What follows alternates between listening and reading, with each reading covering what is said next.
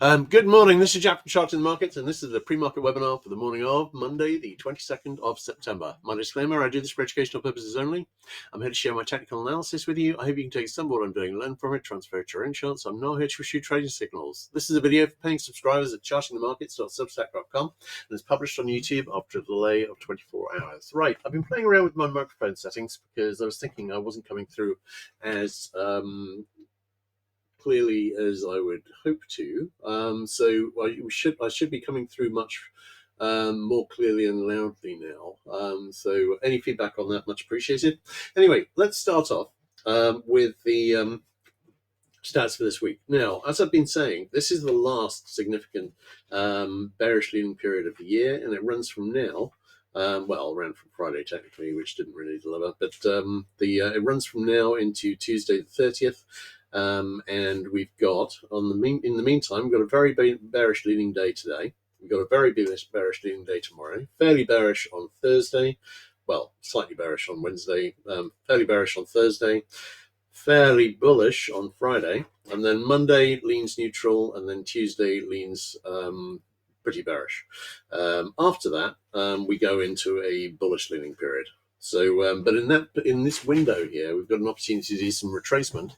I'm not necessarily thinking it will be much. I just wrote a post on crypto saying that really I wasn't expecting to see a huge amount, but putting in some ideal targets below, which I was thinking we might hit during this period. In terms of ES, no current divergence. Potential little topping setup here though, which is promising. But I wouldn't say that we've got a great setup for a retracement here. We've seen some great setups, particularly at the top in February. Really nice topping setups. This isn't one of those. NQ. We've got a potential little level top here. We got a weak 60-minute sell signal that just about survived on Friday, and I'm thinking may well be playing out today. On RTY, no current divergence. Nice looking rising wedge here, and I'm wondering about a move down, potential level top here too, with this spike from the Fed move being the first high, potential second, potential level top.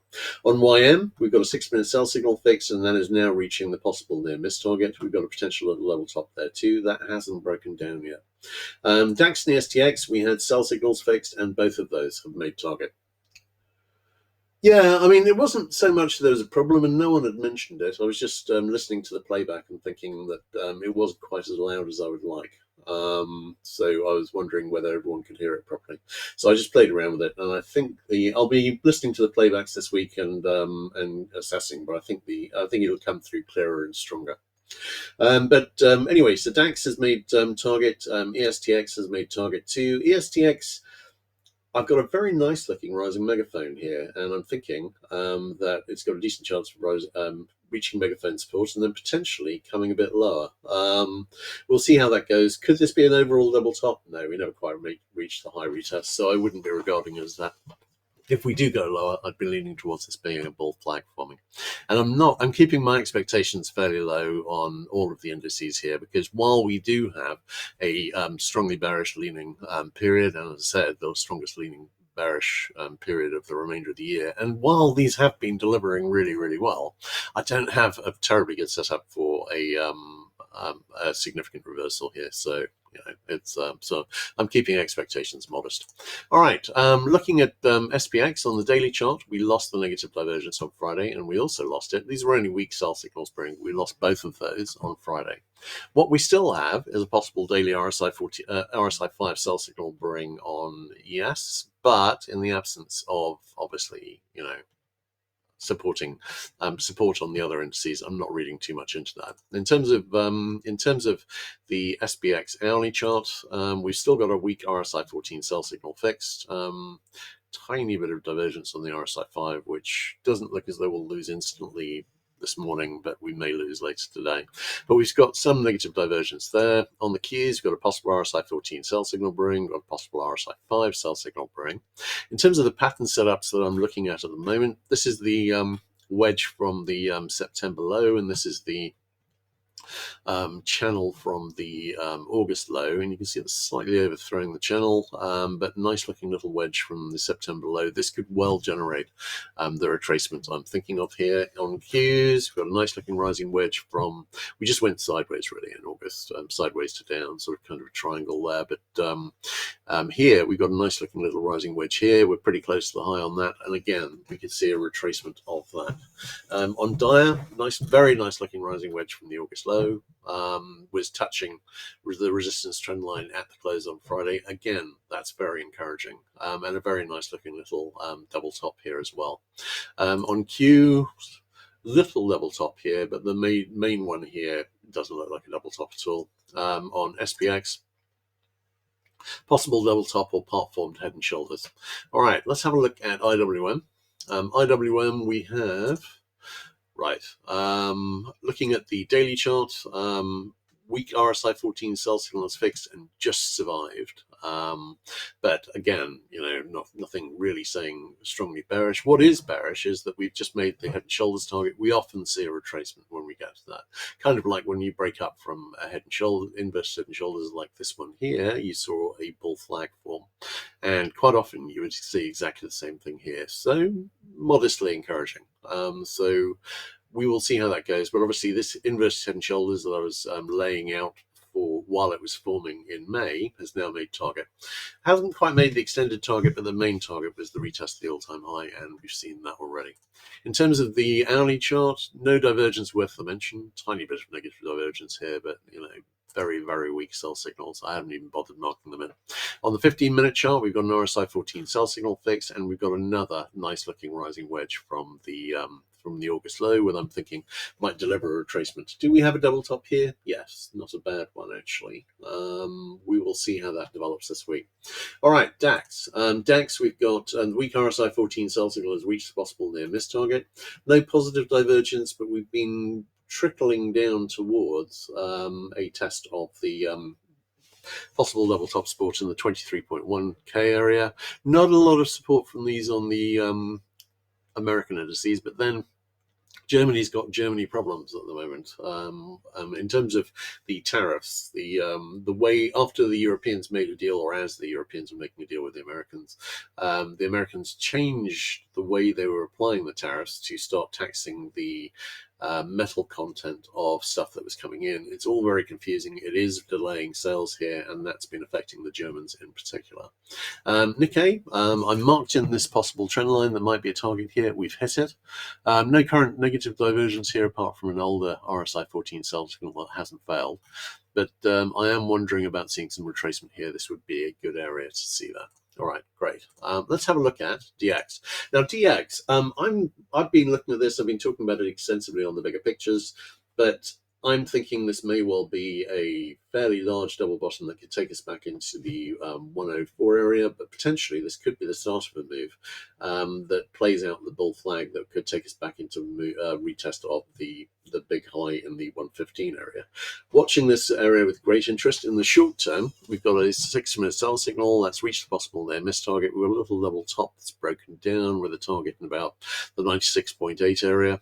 And I'm thinking that might make target, and that would be a test of the weekly pivot area at 96.85. But bigger picture, I'm really expecting to see at least some more upside and potentially a significant move up again. Looking at the currencies, they're just supporting that really. The buy signals have made target from the lows. Not really expect to see a lot more. Buy signal here was actually at the possible near miss target when I was marking this up this morning, but actually it's pulled back slightly since, or at least appears to have done. But these are broadly supportive and telling me the same thing that DX is saying. So we're likely to see a bit of a pullback here. Bigger picture, we'll probably see more upside. On ZB, we've got a weak 6-minute buy signal that was fixed. Sorry, I'll just alter that. Yeah. That hasn't really delivered anything so far, and it may well be that we're just consolidating sideways before we head down to these double top targets in the 115.25 to 115.10 areas. On ZN, we've got a possible 60-minute buy signal brewing, hasn't fixed yet. Do we have... It's never quite made it as a double top, but there is potentially more downside here. Could see a back test of the monthly pivot at 111.31. Looking at oil, we are going down again. I have been saying that I am very, very much wondering about a retest of the lows in the 56.5 area on WTIC, and I'm thinking that could set up some really nice looking bottoming patterns on oils if we see retest those lows on all of them. And I'm thinking we may well see that. HO is encouraging. We've got a rising wedge here, which is starting to break down. I think it's probably a bit too big to be a bear flag, but it's certainly encouraging, and we may see a return to the lows from there. On RBOB, we've got a rising megaphone here, retested this high, and is coming down again, and it's broken megaphone support. I'm liking more downside here. One thing to mention is that while the market was pretty encouraged by the Fed predicting 2 more rate cuts this year, of course, the reason the Fed is proposing that is they're thinking that jobs need to be shored up and the economy is not in great shape. That obviously has, in terms of oil particularly, that means that a weak economy reduces demand. That could give us the move down that I'm looking for. NG, this looks like a bearish consolidation setting up a retest to low. Might not get it, but it's not that far below. I've got that at about the 3.08 area. I've rolled this into November. Now, that's interesting because I've rolled it really probably 3 or 4 days early. And the thing I want to mention on that is, of course, that when we get the continuous rolling, when the continuous rolls into November, which it hasn't yet, I don't think, or at least not quite. It normally would be another 3 or 4 days before that happened. Once that happens, we're going to see a move up of 0.25 on the continuous, and then we're forecast basically another 60 ticks plus going into December contract, and then another 30 to 33 going into the January contract. That is the going into winter increase in price that we would normally see. We're not really seeing that on the November contract, because of course that's not the nature of things, but we will see that on the bigger picture chart. So if we are going to see a retest of the low, ideally we would see it before that turn. I.e. in the next 2 to 4 days, before that switches over on the continuous contract. And that would give us a double bottom on the longer term chart. So I'm watching this with interest, and I'm wondering whether we will see that in the next 2 or 3 days, because after that, on the longer term charts, it won't matter as much. GC has come back and retested the high. There is a case. We did see a bit of a retracement last week. There is a case. I was laying that out on the bigger picture last night as well. Now, there is a case for seeing a slightly larger retracement in the near future here. We have on this retest got some encouraging negative divergence. It wouldn't surprise me to go see it go the other way, but I'm just noting the possibility. Same on SI, although the next big target there, as I've mentioned, is a retest of the all-time high of 49.51, and we may well just go directly there. In terms of palladium, we're seeing a bit of a bounce here. We've got a head and shoulders target, which isn't far below. But I would note that if we can get back over the this right shoulder high in the 1245 area, then we'd see a retest of the high, and I'm wondering if we might see that. Platinum, again, this could be a bull flag that's breaking up. It's not a great quality flag. It's got no really decent trend line. As you draw this one back here, you see it doesn't go back to the obvious place. But this could be a bull flag, and I'm wondering about a possible retest of the high here too. HG, still in our seemingly eternal bear flag forming. Sooner or later, I'm expecting to see a retest of this low here at 4.38. The buy signal, we had buy signals across the board on these, apart from gold, and those have all made target. All right, looking at KC. KC getting pretty close to the monthly pivot at 33.51.50. If we break down from that, that would be a significant sign of weakness. No current positive divergence. SB, we've got a nice looking double bottom here, and this is a small part of a potentially much larger double bottom here. Watching this with interest, but this could be the start of a big turn on sugar, and it could go up a lot from here. So watching this with great interest. CC, we've retested the low as expected, and I'm thinking it may well just continue lower. We've got a weak 6-minute buy signal fixed, and at the moment, it looks like that may fail today. We will see. If it does, that wouldn't surprise me a lot. We're at very, very, very rich looking prices historically. So really, the natural direction on CC is down. CT, wondering about a big low forming here. Not been seeing a lot of action in the last few days. Wondering about another possible low retest. Lumber, we've got a potential double bottom here. 60-minute buy signal fixed. Not really been doing anything with that, and we'll just continue down. Bigger picture, I'm leaning pretty strongly towards the downside. ZW and ZC.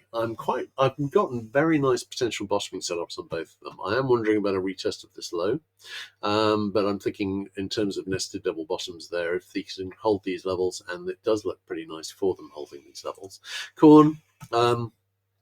Not looking for a low retest here. We've got a little double top, which is starting to break down with a target in the 412, 415 area, getting us pretty close to a test of the monthly pivot at 411.